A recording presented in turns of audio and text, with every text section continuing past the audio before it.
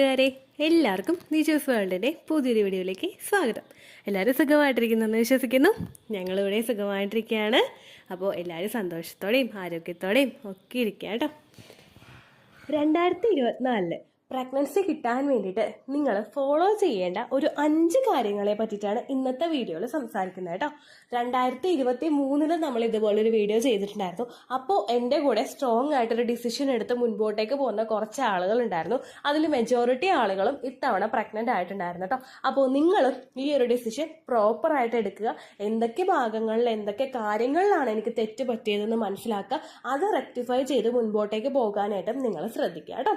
അപ്പോൾ നമുക്ക് video start ചെയ്യാം. 2024 നല്ലൊരു ബിഗിനിങ് ആവാൻ വേണ്ടിയിട്ട് നമുക്ക് എല്ലാവർക്കും ശ്രദ്ധിക്കാം കേട്ടോ. അതിന് ഏറ്റവും ആദ്യം വേണ്ടത് നിങ്ങളുടെ ചിരിച്ച ഒരു മുഖമാണ്.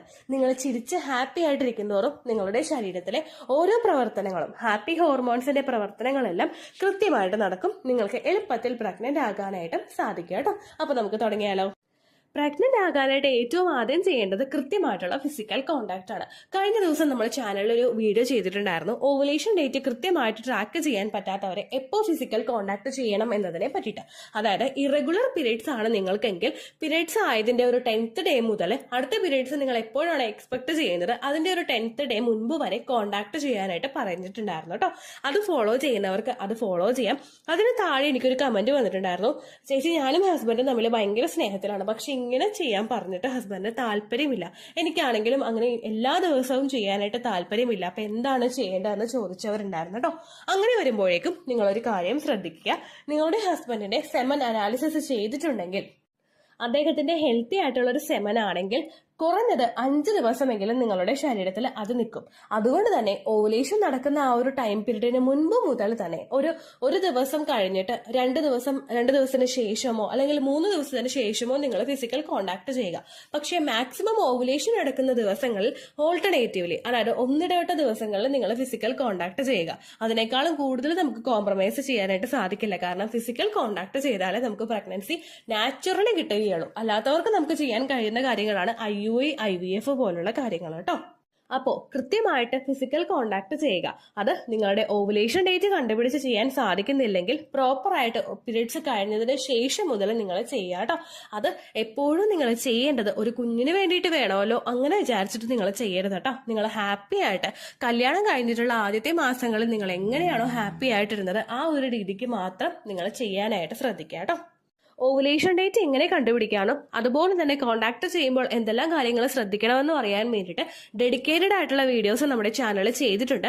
അത് കാണാൻ വേണ്ടിയിട്ട് ദിജോസ് വേൾഡ് ഓവുലേഷൻ കാൽക്കുലേഷൻ എന്നും അതല്ലെങ്കിൽ ദിജോസ് വേൾഡ് ഫിസിക്കൽ കോണ്ടാക്ട് എന്നും ടൈപ്പ് ചെയ്ത് കഴിഞ്ഞാൽ നിങ്ങൾക്ക് അതിന്റെ റിലേറ്റഡ് വീഡിയോസ് ലഭിക്കുന്നതായിരിക്കും. എന്നിട്ട് നിങ്ങൾക്ക് ഓവുലേഷൻ ഡേറ്റ് കണ്ടുപിടിക്കാൻ ബുദ്ധിമുട്ടുണ്ടെങ്കിൽ സൈക്കിൾ ലെങ്ത് നിങ്ങൾ കൃത്യമായിട്ട് മെൻഷൻ ചെയ്തിട്ട് കമന്റ് ഇടുക. ലേറ്റസ്റ്റ് ആയിട്ട് ഏത് വീഡിയോ ആണോ ചെയ്യുന്നത് അതിന് താഴെ നിങ്ങൾ കമന്റ് ഇടുക. സൈക്കിൾ ലെങ്ത് പറയാതെ എന്റെ പീരീഡ്സ് ആയത് ഈ ദിവസമാണെന്ന് പറഞ്ഞിട്ടുള്ള ഒരു ഡേറ്റ് വെച്ചിട്ട് നിങ്ങൾ അയക്കരുത്. സൈക്കിൾ ലെങ്ത്, അതായത് ഒരു ദിവസം കൃത്യമായിട്ട് ഏത് സമയത്താണോ എത്രാമത്തെ ദിവസമാണോ നിങ്ങൾക്ക് പീരീഡ്സ് വരുന്നത് ആ ദിവസത്തെ എണ്ണി നിങ്ങൾ പറയുക കേട്ടോ. അപ്പോൾ അതാണ് പ്രോപ്പർ ആയിട്ടുള്ള കോണ്ടാക്ട് ആണ് ഏറ്റവും ആദ്യം നിങ്ങൾ ശ്രദ്ധിക്കേണ്ട കാര്യം. പിന്നെ എല്ലാവരും ചോദിക്കുന്ന ഒരു കാര്യമാണ്, ഇങ്ങനെ കോണ്ടാക്ട് ചെയ്യുമ്പോഴേക്കും സ്പേമിന്റെ ക്വാളിറ്റി കുറയുകയോ അല്ലെങ്കിൽ ഹെൽത്തി ആയിട്ടുള്ള സ്പേം ഒക്കെ നഷ്ടപ്പെട്ടു പോകുമോ എന്ന് ചോദിക്കുന്ന ആളുകളുണ്ട്. ഇതിന്റെ പ്രൊഡക്ഷൻ ഓരോ ദിവസവും അത് കൂടിക്കൊണ്ടിരിക്കും, ക്വാളിറ്റി അതിന്റെ കൂടിക്കൊണ്ടിരിക്കും. കൃത്യമായിട്ട് എജാക്കുലേഷൻ സംഭവിച്ചു പോകും തോറും അത് റീസ്റ്റോർ ആയിക്കൊണ്ടിരിക്കുകയാണ്, ക്വാളിറ്റി അവിടെ നടന്നുകൊണ്ടിരിക്കുകയാണ്. അപ്പോൾ അതൊരിക്കലും നിങ്ങൾക്ക് ക്വാളിറ്റിയുടെ കാര്യത്തിൽ ഒരു പേടിക്കേണ്ട ഒരു ആവശ്യമില്ല കേട്ടോ. രണ്ടാമതായിട്ട് നിങ്ങൾ ശ്രദ്ധിക്കേണ്ട കാര്യം, നിങ്ങൾ ഒരുപാട് നാളുകളായിട്ട് പ്രഗ്നൻസി നോക്കുന്നവരാണെങ്കിൽ നോക്കി നിങ്ങൾക്ക് മതിയായെങ്കിൽ അടുത്തതായിട്ട് നിങ്ങൾ ചെയ്യേണ്ട കാര്യം 2 മാസമെങ്കിലും നിങ്ങൾ ബ്രേക്ക് എടുക്കുക. ബ്രേക്ക് എടുക്കുക എന്ന് പറയുമ്പോഴേക്കും പലരും വിഷമിക്കാറുണ്ട്, ചേച്ചി ഇപ്പോഴേ എനിക്ക് ഏജ് കൂടിക്കൊണ്ടിരിക്കുകയാണ്, ഇനി ഞാൻ ബ്രേക്ക് എടുക്കണോ എന്ന് ആലോചിച്ചിട്ട് പിന്നെയും ടെൻഷനോട് കൂടി തന്നെ അടുത്ത മാസത്തിലോട്ട് നമ്മൾ കാലെടുത്ത് വെക്കും. അങ്ങനെ നിങ്ങൾക്ക് ടെൻഷൻ ആകും തോറും ശരീരത്തിൽ സ്ട്രെസ് ഹോർമോൺസ് പ്രൊഡ്യൂസ് ആകും. ഈ സ്ട്രെസ് ഹോർമോൺസ് ചെയ്യുന്നത് എന്താണെന്ന് വെച്ച് കഴിഞ്ഞാൽ നിങ്ങളുടെ റീപ്രൊഡക്റ്റീവ് ഹോർമോൺസിന്റെ പ്രവർത്തനത്തെ എല്ലാത്തിനെയും ഒന്ന് സ്ലോ ഡൗൺ ആക്കും. അങ്ങനെ ആക്കി കഴിഞ്ഞു കഴിഞ്ഞാൽ പ്രഗ്നൻസി അവിടെ കിട്ടാനായിട്ട് ഒരുപാട് ടൈം എടുക്കും. നമ്മൾ വിചാരിക്കുന്നതിനേക്കാളും കൂടുതൽ ടൈം എടുക്കും. എഗ്ഗ് വളരില്ല, ഇംപ്ലാന്റേഷൻ ലൈനിങ് കൃത്യമാവില്ല, കോണ്ടാക്ട് ചെയ്യുന്ന സമയത്ത് ഡ്രൈ ആയിരിക്കും. അങ്ങനെയൊക്കെ വരുമ്പോഴേക്കും നിങ്ങൾക്ക് പ്രഗ്നൻസി കിട്ടാതിരിക്കും. അപ്പോൾ നിങ്ങൾ 2 മാസം കൃത്യമായിട്ട് നിങ്ങൾ ബ്രേക്ക് എടുക്കുക. ഈ സമയത്ത് നിങ്ങൾക്ക് കോണ്ടാക്ട് ചെയ്യണമെങ്കിൽ ചെയ്യാം, അതിലൊന്നും ഒരു പ്രശ്നമില്ല. പക്ഷെ നിങ്ങൾ ഇതിനെ പറ്റിയൊരു കാര്യം ചിന്തിക്കുകയും ചെയ്യരുത്. പ്രഗ്നൻസി ആണോല്ലോ, നോക്കണമല്ലോ, എന്താകും, അങ്ങനെയുള്ള കാര്യങ്ങളൊന്നും ചിന്തിക്കാതെ നിങ്ങൾ റിലാക്സ്ഡ് ആയിട്ടിരുന്ന് നിങ്ങൾ നിങ്ങൾക്ക് മനസ്സിന് എന്തൊക്കെയാണോ ഇഷ്ടം ആ കാര്യങ്ങൾ നിങ്ങൾ ചെയ്യാനായിട്ട് ശ്രദ്ധിക്കാം. ഒരുപാട് ആളുകളുണ്ട് ഓവുലേഷൻ കഴിഞ്ഞ് കഴിഞ്ഞാൽ പുറത്തുനിന്ന് ഭക്ഷണമൊക്കെ കഴിക്കുന്നത് കംപ്ലീറ്റ് ആയിട്ട് അവോയ്ഡ് ചെയ്യും. ഒരു കാര്യങ്ങളും കൃത്യമായിട്ട് ഒരുപാട് ശ്രദ്ധിച്ച് നമ്മൾ മുൻപോട്ടേക്ക് പോകും. അതെല്ലാത്തിനും നിങ്ങളൊരു അയവ് കൊടുത്തിട്ട് പണ്ടത്തെ നിങ്ങൾ എങ്ങനെയാണോ ആ രീതിക്ക് ഹാപ്പി ആയിട്ട് മുൻപോട്ട് പോകാനായിട്ട് ശ്രദ്ധിക്കാം. നിങ്ങൾക്ക് വേണ്ട സമയത്ത് നിങ്ങളൊരു ബ്രേക്ക് എടുക്കുക കേട്ടോ. അടുത്ത നിങ്ങൾ ശ്രദ്ധിക്കേണ്ട കാര്യം നിങ്ങളുടെ പീരിയഡ് സൈക്കിളിനെ മോണിറ്റർ ചെയ്യുക. ഈ പീരിയഡ് സൈക്കിളാണ് നിങ്ങളുടെ ഫെർട്ടിലിറ്റിയുടെ ഒരു കീ എന്ന് പറയുന്നത്. ഇതിൽ എന്തെങ്കിലും ഒരു പ്രശ്നം ഉണ്ടായി കഴിഞ്ഞാൽ അത് നിങ്ങളുടെ ഫെർട്ടിലിറ്റി അല്ലെങ്കിൽ നിങ്ങളൊരു അമ്മയാകാനായിട്ടുള്ള സാധ്യതയെ അഫക്ട് ചെയ്യും. നമുക്ക് കൃത്യമായിട്ടുള്ള ബ്ലീഡിംഗ് ആണോ വരുന്നത്, എത്ര ദിവസം കൂടുമ്പോഴാണ് ബ്ലീഡിംഗ് വരുന്നത്, അത് ഇറഗുലർ ബ്ലീഡിംഗ് ആണോ, അങ്ങനെയുള്ള കാര്യങ്ങളൊക്കെ നിങ്ങൾ മോണിറ്റർ ചെയ്യുക. എത്രത്തോളം ബ്ലീഡിംഗ് ഉണ്ടാവുന്നുണ്ട്, ഇടയ്ക്കിടയ്ക്ക് ബ്ലീഡിംഗ് ഉണ്ടാവുന്നുണ്ടോ, അങ്ങനെയുള്ള കാര്യങ്ങളൊക്കെ കൃത്യമായി ശ്രദ്ധിച്ചു കഴിഞ്ഞാൽ നിങ്ങൾക്ക് എന്തെങ്കിലും പ്രശ്നമുണ്ടെങ്കിൽ അത് വ്യക്തമായിട്ട് മനസ്സിലാകാനായിട്ട് നിങ്ങൾക്ക് സാധിക്കും.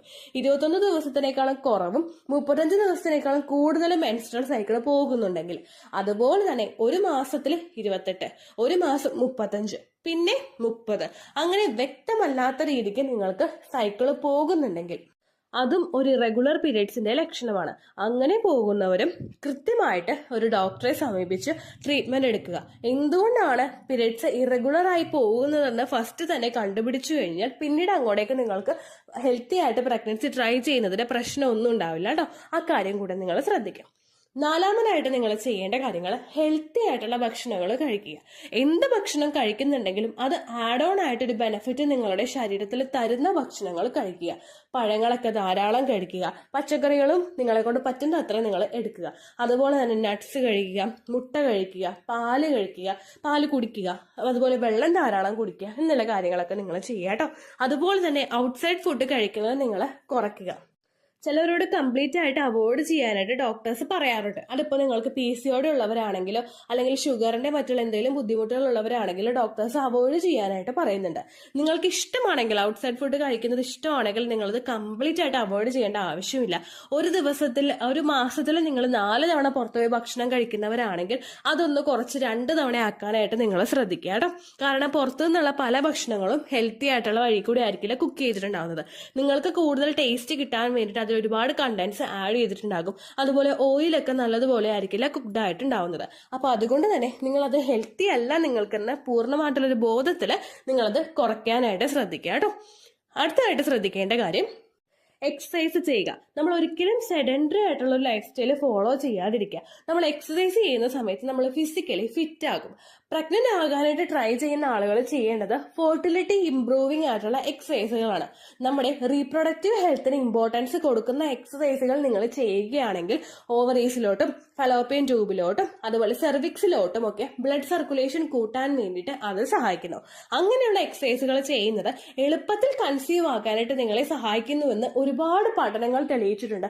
അതുപോലെ തന്നെ അതെല്ലാം ഫോളോ ചെയ്തിട്ടുള്ള ഒരുപാട് പേര് നമ്മുടെ ചാനലിൽ പ്രഗ്നന്റ് ആയെന്ന് പറയുന്നുണ്ട് കേട്ടോ. അങ്ങനെയുള്ള എക്സസൈസുകൾ മാത്രം നിങ്ങൾ ചെയ്യാനായിട്ട് ശ്രദ്ധിക്കുക കേട്ടോ. വെയിറ്റ് ലോസ് ആണ് നിങ്ങളുടെ ലക്ഷ്യമെങ്കിൽ വണ്ണം കുറച്ചതിന് ശേഷം നിങ്ങൾ ഫെർട്ടിലിറ്റി എക്സസൈസുകൾ ചെയ്യാനായിട്ട് ശ്രദ്ധിക്കുക. ഒരിക്കലും പ്രഗ്നൻസി ട്രൈ ചെയ്യുന്ന സമയത്ത് ഒരുപാട് ദേഹം ടയേർഡ് ആകുന്നതും ഒരുപാട് ഫാറ്റ് ബേണിങ്ങും ആയിട്ടുള്ള എക്സസൈസുകൾ നിങ്ങൾ ചെയ്യാതിരിക്കുക കേട്ടോ. അടുത്തതായിട്ട് ശ്രദ്ധിക്കേണ്ട കാര്യം നിങ്ങൾ കോണ്ടാക്ട് ചെയ്യുന്ന സമയത്ത് ലൂബ്രിക്കൻസ് ഒന്നും തന്നെ യൂസ് ചെയ്യാതിരിക്കുക. പലരും ചെയ്യുന്നൊരു കാര്യമാണ് കോണ്ടാക്ട് ചെയ്യുന്ന സമയത്ത് വജൈനൽ ഏരിയ ഡ്രൈ ആകുമ്പോഴേക്കും നിങ്ങളുടെ ഉമിനീരോ അല്ലെങ്കിൽ കോക്കനട്ട് ഓയിലോ ലൂബ്രിക്കൻ്റ് ആയിട്ട് യൂസ് ചെയ്യാറുണ്ട്. നാച്ചുറലി ഉപയോഗിക്കുന്ന ഈ ലൂബ്രിക്കൻസ് ആണെങ്കിലും സ്പേമിന്റെ കൃത്യമായിട്ടുള്ള മൂവ്മെന്റിനെ അത് അഫക്ട് ചെയ്യാറുണ്ട്. നിങ്ങൾക്ക് കോണ്ടാക്ട് ചെയ്യുന്ന സമയത്ത് ഒരു ലൂബ്രിക്കേഷൻ കിട്ടി ആ പ്രോസസ്സ് എൻജോയ് ചെയ്യാനായിട്ട് ഇത് സഹായിക്കുന്നുണ്ടെങ്കിൽ കൂടി തന്നെയും സ്പേമിന് കൃത്യമായിട്ട് അകത്തേക്ക് പ്രവേശിക്കാനായിട്ട് സാധിക്കില്ല. അപ്പോൾ ജസ്റ്റ് ഒരു കോണ്ടാക്ട് ആണ് നിങ്ങൾ പ്രതീക്ഷിക്കുന്നതെങ്കിൽ ഇത് ഉപയോഗിക്കുന്നതുകൊണ്ട് ഒരു പ്രശ്നമില്ല. ഹാംഫുൾ ആയിട്ടുള്ള ഒരു ബുദ്ധിമുട്ടുകളും സ്ത്രീക്ക് ഉണ്ടാവില്ല. നേരെ മറിച്ച് പ്രഗ്നൻസി ആണ് നിങ്ങൾ നോക്കുന്നതെങ്കിൽ ഇങ്ങനെയുള്ള ലൂബ്രിക്കൻസ് ഒന്നും യൂസ് ചെയ്യാതിരിക്കാം. നിങ്ങളുടെ വജൈനൽ ഏരിയ ഡ്രൈ ആണെങ്കിൽ ഡോക്ടറെ കണ്ടിട്ട് മെഡിസിൻ എടുക്കുക. അതുപോലെ തന്നെ ലൂബ്രിക്കന്റ് ആണെങ്കിൽ സ്പേം ഫ്രണ്ട്ലി ആയിട്ടുള്ള ലൂബ്രിക്കന്റ് ഡോക്ടറോട് ചോദിച്ചതിന് ശേഷം മാത്രം നിങ്ങൾ ഉപയോഗിക്കുക കേട്ടോ. അപ്പോൾ ഇത്രയും നിങ്ങൾ കൃത്യമായിട്ട് ശ്രദ്ധിച്ചു കഴിഞ്ഞാൽ 2024 തീരുന്നതിന് മുൻപായിട്ട് ഒരു ഹെൽത്തി പ്രഗ്നൻസി നിങ്ങൾക്ക് കിട്ടും കേട്ടോ. അതോടൊപ്പം തന്നെ വീഡിയോയുടെ തുടക്കത്തിൽ പറഞ്ഞതുപോലെ നിങ്ങൾ എപ്പോഴും ഹാപ്പി ആയിട്ട് സേഫ് ആയിട്ടും ഒക്കെ ഇരിക്കുക കേട്ടോ. അങ്ങനെ തന്നെ നമുക്ക് പ്രഗ്നന്റ് ആകാനായിട്ട് എളുപ്പത്തിൽ സാധിക്കും. നമ്മളെ ഡൗൺ ആക്കാനും കുഞ്ഞായില്ലേ എന്ന് ചോദിച്ച് നമ്മളെ ഡിപ്രഷനിലാക്കാനും ഒരുപാട് ആളുകൾ നമുക്ക് ചുറ്റും ഉണ്ടാകും. ആ ഒരു യാഥാർത്ഥ്യം ഓരോ സ്ത്രീയും മനസ്സിലാക്കേണ്ടതാണ്. നിങ്ങൾ എല്ലാവരും താമര നിൽക്കുന്നത് കണ്ടിട്ടില്ലേ? താമര തെളിഞ്ഞ് ആ റൂട്ട് അതിന്റെ പൊങ്ങി വരുന്നത് ചെളിയിൽ നിന്നാണ്. ആ ചെളിയിൽ നിന്നും വെള്ളത്തിൽ നിന്നും കുറച്ചൊന്ന് ഉയരത്തിലാണ് താമര നിൽക്കുന്നത്. നിങ്ങളുടെ മൈൻഡും എപ്പോഴും അതുപോലെ ആയിരിക്കണം. നമ്മളെ നെഗറ്റീവ് ആക്കാനും നമ്മളെ തളർത്താനും നമുക്ക് ചുറ്റും ഒരുപാട് പേരുണ്ടാകും. ഒരുപാട് ചെളികൾ ഉണ്ടാകും അതിൽ നിന്നെല്ലാം എത്രത്തോളം പൊങ്ങി നിങ്ങൾക്ക് നിങ്ങളുടെ മനസ്സിനെ സൂക്ഷിക്കാൻ കഴിയുന്നുവോ അത്രത്തോളം നിങ്ങൾ ഹാപ്പി ആയിരിക്കും. അത്രത്തോളം എളുപ്പത്തിൽ നിങ്ങൾക്ക് പ്രഗ്നന്റ് ആകാനായിട്ടും സാധിക്കും കേട്ടോ. അപ്പോൾ ഇത്രയേ ഉള്ളൂ വീഡിയോ. എന്തെങ്കിലും സംശയം ഉണ്ടെങ്കിൽ നിങ്ങൾ കമന്റ്സിൽ ചോദിക്കുക. പണ്ടത്തെ വീഡിയോയ്ക്ക് കമന്റ്സ് ഇടുന്നവർക്ക് റിപ്ലൈ കിട്ടുന്നില്ലെങ്കിലോ, നമ്മൾ തമ്മിൽ ഓൾറെഡി ഒരു കോൺവെർസേഷൻ ഉണ്ടായിട്ടും അതിന്റെ കണ്ടിന്യൂഷൻ ആയിട്ട് നിങ്ങൾക്ക് റിപ്ലൈ കിട്ടിയിട്ടില്ലെങ്കിലോ, ലേറ്റസ്റ്റ് ആയിട്ട് ഞാൻ ഏത് വീഡിയോ ആണ് അപ്ലോഡ് ചെയ്യുന്നത് അതിന് താഴെ കമന്റ് ഒന്ന് കോപ്പി പേസ്റ്റ് ചെയ്യാനായിട്ട് ശ്രദ്ധിക്കുക കേട്ടോ. അതുപോലെ ഓവുലേഷൻ ഡേറ്റ് കാൽക്കുലേറ്റ് ചെയ്ത് തരാനായിട്ട് റിക്വസ്റ്റ് ചെയ്യുന്നവർ എത്രയാണോ നിങ്ങളുടെ കൃത്യം സൈക്കിൾ ലെങ്ത് അത് മെൻഷൻ ചെയ്യാനായിട്ട് ശ്രദ്ധിക്കുക. സൈക്കിൾ ലെങ്ത് എന്നതുകൊണ്ട് ഉദ്ദേശിച്ചത് ഓരോ മാസവും എത്ര ദിവസം കൂടുമ്പോഴാണോ ബ്ലീഡിങ് വരുന്നത് അതിനെയാണ് കേട്ടോ ഉദ്ദേശിച്ചത്. അതായത് ജനുവരിയിൽ നിങ്ങൾക്ക് ഒരു 1-ാം തീയതിയാണ് ബ്ലീഡിങ് വന്നതെങ്കിൽ, ഫെബ്രുവരിയിൽ നിങ്ങൾക്ക് 2-ാം തീയതിയാണ് ബ്ലീഡിങ് വരുന്നതെങ്കിൽ, ജനുവരി 1-ന് ഡേ 1 ആയിട്ട് എടുത്ത് ഫെബ്രുവരി 2 വരെ എത്ര ദിവസമുണ്ടോ അത് എണ്ണി പറയുന്നതാണ് സൈക്കിൾ ലെങ്ത് എന്നതുകൊണ്ട് ഉദ്ദേശിച്ചത് കേട്ടോ. ബ്ലീഡിങ് തടന്ന ദിവസം നിങ്ങൾ എടുത്താൽ മതിയാകും. സ്പോട്ടിങ് നടന്ന ദിവസം, അതായത് ചെറുതായിട്ടുള്ള ബ്രൗൺ ഡിസ്ചാർജോ ബ്രൗൺ കളറുള്ള സ്പോട്ടിങ്ങോ വന്ന ദിവസം നിങ്ങൾ എടുക്കുക ആവശ്യം ഇല്ല കേട്ടോ. അപ്പോൾ ഇതുപോലെ തന്നെ നിങ്ങൾ ശ്രദ്ധിക്കുക. സൈക്കിൾ ലെങ്ത് ചോദിക്കുന്ന സമയത്ത് എന്നാണോ ഡേറ്റ് അത് നിങ്ങൾ മെൻഷൻ ചെയ്യാതിരിക്കുക. അതായത് ചില ആളുകൾ ജനുവരി 16, ഫെബ്രുവരി 14 അങ്ങനെ പറയും. അങ്ങനെ പറഞ്ഞുകൊണ്ട് കാര്യമില്ല കേട്ടോ. അപ്പോൾ ഇത്രയേ ഉള്ളൂ വീഡിയോ. അടുത്തൊരു യൂസ്ഫുൾ വീഡിയോ ആയിട്ട് നമുക്ക് വീണ്ടും കാണാം. ബൈ.